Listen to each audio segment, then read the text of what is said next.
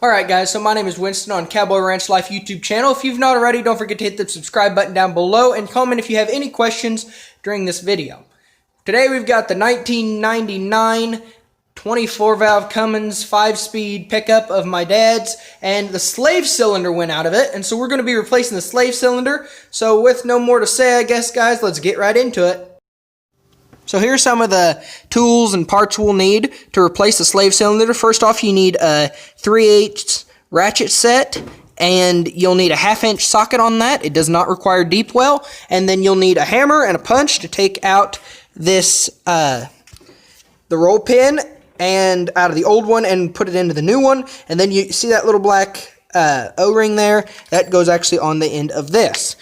You might also need extensions, just depending on your vehicle and how it is set up.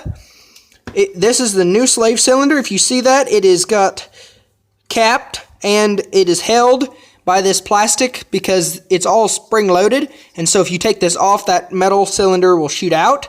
Do not take that off, period. When you put the new slave cylinder in, after it is completely installed, then you break these little ends here, and that plastic stays inside where the slave cylinder is until you remove it and have to replace it. Now granted, the exterior all of this is plastic, so do not tighten down the bolts extremely hard, because if you tighten down the bolts extremely hard, you will likely break off these little ears. So let's get started on taking out the old one, and then we'll get started on putting the new one in. Alright, so if it'll get clear here, that's the slave cylinder right there. As you guys can see it, you can see that line that runs in from there. And I wish my camera would get clear, but under here it's dark and it's not trying to it's trying not to focus in for me. But there's two bolts, and if you guys can see that, one of them is right there, and then one of them is back in there. So we're going to get that taken apart, and then we'll look at the old one. Alright guys, so here's the new slave cylinders. And as you can see, it's leaking a little bit of oil, so that is an issue. So I've got my handy-dandy portable oil plugger, and that's him over there. He's holding the line to make sure it doesn't leak anymore, and I'm taking this video. So put the seal, or the new O-ring, inside that hole there. You can fit that in there. And as you can see, as I mentioned before, you can see the plastic still in the old one. If you guys can see that, it wobbles around. That's definitely bad. Also, you can push that in. It's leaking oil. But you can push that in, and that's not supposed to be either. It's supposed to be spring-loaded, and you shouldn't be able to push that in. So, let's get started on putting on the new one, because I'm sure Justice's thumb is wearing out on holding that line.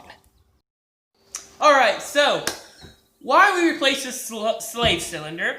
It is a manual, a 5-speed, because it is a second gen, but that's beside the point. Why we did replace it is, you would push the clutch pedal down, and it would not disengage the clutch all the way. It would some.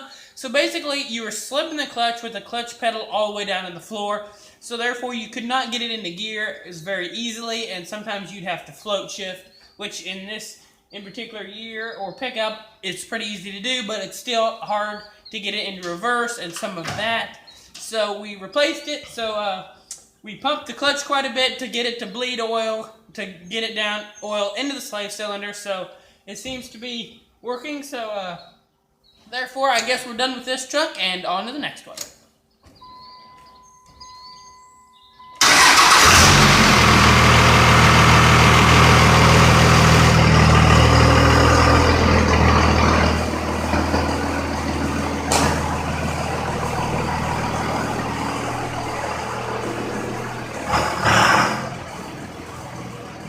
And just so you guys know, you've seen how easy that started up. That truck has 300 and some thousand miles on it, guys. I mean, it starts up great.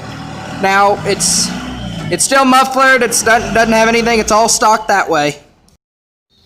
Alright guys, well, I hope you guys enjoyed the video. If you have any questions, as I've got dirt in my face from being under a truck, if you guys have any questions, don't forget to comment them down below. Also, if you have any tips that are either helpful or advice for the person that may be watching this trying to understand how to do it, don't forget to comment down below, because we're always thankful for that.